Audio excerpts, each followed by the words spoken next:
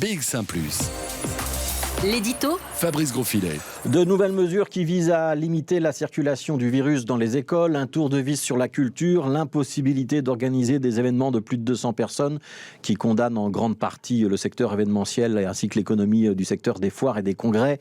Voici en résumé les grandes lignes des décisions prises vendredi par le comité de concertation. On l'a dit, on l'a répété, toutes ces mesures ressemblent fort à un compromis boiteux. On n'a pas donné raison au milieu scolaire qui s'opposait fortement au port du masque et au retour à l'enseignement hybride. On n'a pas non plus suivi les experts qui voulaient complètement fermer l'école tout de suite pour éviter les propagations et marquer un coup d'arrêt. Ni les parents, ni les experts ne sont du coup satisfaits. On n'a pas suivi non plus les experts qui voulaient fermer l'école tout de suite. On n'a pas touché aux horaires de fermeture de l'Eureka. On a imposé des jauges au secteur de la culture qui visent principalement les grandes salles, comme si c'était en allant à l'opéra, à la Monnaie ou au concert, à Flagey ou à Beaux-Arts qu'on attrapait la Covid-19 plus qu'ailleurs. Et on a enfin réintroduit la notion de distance entre deux bulles, mais dans les salles de cinéma seulement, pas dans les salles de théâtre, comme si le virus avait une transmission supérieure face à l'écran. Alors tout ça aussi ne semble pas très cohérent. Manque de lisibilité, d'évidence.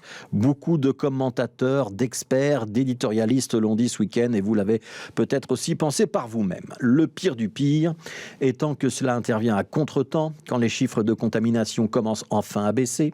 C'était sans doute il y a 15 jours ou 3 semaines qu'il fallait prendre ce genre de décision si on voulait vraiment se prémunir d'une saturation dans nos hôpitaux. Et on finit par presque établir que tout cela a même été mis en branle pour obtenir l'annulation d'un super événement prévu au Sport Palace d'Anvers avec des milliers d'enfants qui auraient dû se réunir pour la Saint-Nicolas et parce que le bourgmestre d'Anvers préférait que l'annulation vienne du niveau fédéral et pas de sa propre initiative. Là, on touche le fond, le navire prend l'eau, il devient légitime de se demander s'il y a vraiment un capitaine à bord, quelle est sa boussole et ce que les enfants ou le milieu culturel viennent faire dans cette galère. Alors ce lundi, on ne peut pas s'empêcher d'être interloqué, décontenancé, peut-être un petit peu même amer sur les décisions de vendredi, parce qu'on craint surtout que ce problème ne se repose lors des réunions à venir. On a donc envie de se demander s'il n'est pas temps de passer à une autre gestion, en actant que le Covid Safety Kit a montré ses limites. Les Italiens passent ainsi à la vitesse supérieure. Ce sera désormais bel et bien chez eux un pass vaccinal. Fini l'hypocrisie et les dizaines de millions qu'on lance à fond perdu dans des tests à n'en plus finir.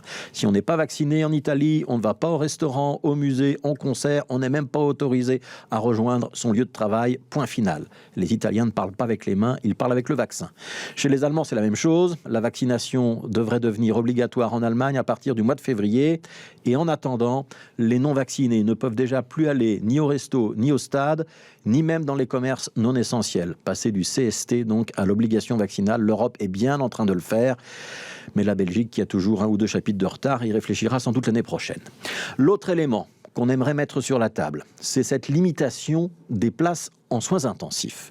Parce que la crise du Covid se superpose en réalité à une crise du personnel. Dans certains hôpitaux, c'est 1 soignant sur 3 qui est absent dans ces services indispensables. Imposer des restrictions à la population, c'est prendre le problème en amont, et c'est bien, c'est vrai. Mais s'assurer que le personnel est en nombre suffisant dans les unités sensibles, c'est pas prendre le problème par l'autre bout, c'est se donner toutes les chances d'éviter des victimes. Et là, on n'a plus envie d'être politiquement trop correct. Non seulement on a le sentiment que rien n'a été fait, on a parfois l'impression que les responsables de la pénurie d'infirmiers et d'infirmières sont tranquillement en plus en train de passer au travers des gouttes. Alors c'est vrai, on ne forme pas des infirmiers pour les soins intensifs en 2 semaines. Mais là, ça fait 18 mois. Il est donc temps de se pencher sur la question. Et oui, ceux qui ont imposé des économies aux hôpitaux ou au système des soins de santé en général ces dernières années ont une responsabilité dans ce qui se passe.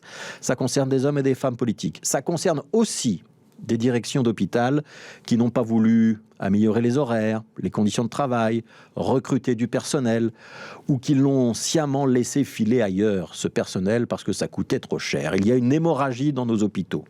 Si on veut l'arrêter, il suffit d'ouvrir ses oreilles et d'écouter le personnel soignant.